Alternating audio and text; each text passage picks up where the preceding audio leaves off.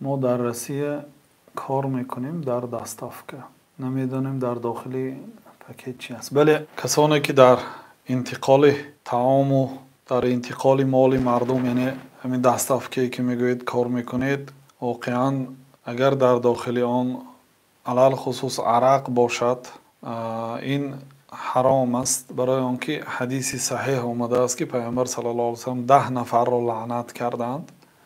از جمله کسانی که لعنت شدند آنهایی که عرق را میبردارند میکشانند، ماشین های بارکشان. سبحان الله، در این زمانه حلال و پاک خوردن، حلال زندگی کردن خیلی دشوار است برادران. بنابراین پیامبر صلی الله علیه و سلم 1445 سال پیشتر گفته بودند که به نزدیکی یک زمانه می رسد که حلال ترین مال مسلمان این گوسفند می شود.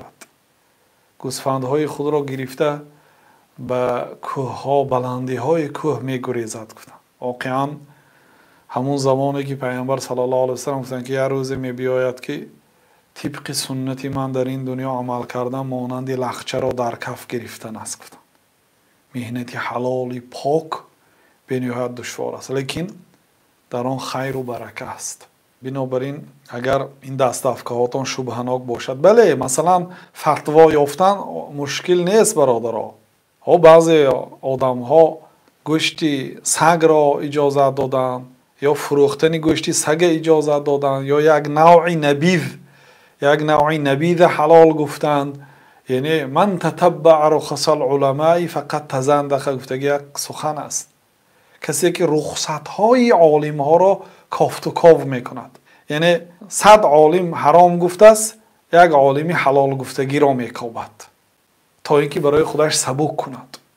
یعنی البته کسی که از عمل های شبهناک اقلا پرهیز کند، این آدم دین خود را تازه نگاه داشته است.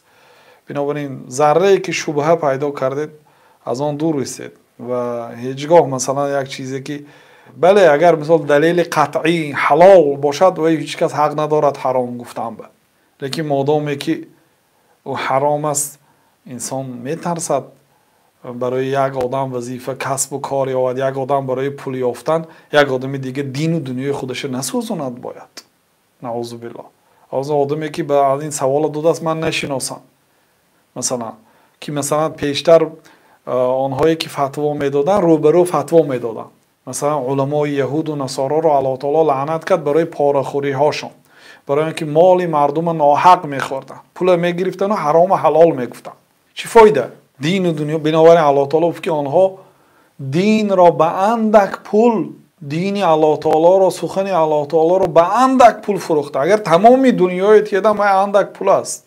پیامبر صلی الله علیه و سلم میگه رکعت الفجر خیر من الدنیا و ما فیها.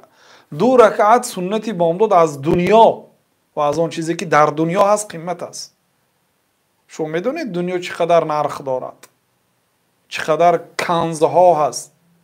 بعضی مثلا عمارت ها نرخش چندین میلیارد است، یا بعضی زمین ها نرخش به نهایت قیمت است. 2 رکعت سنتی بامداد از دنیا قیمت است. چقدر انسان یک دهن سخن الله یا سخن رسول الله صلی الله علیه و سلم بر عوض دنیا میفروشد. نعوذ بالله. الله پناه دهد.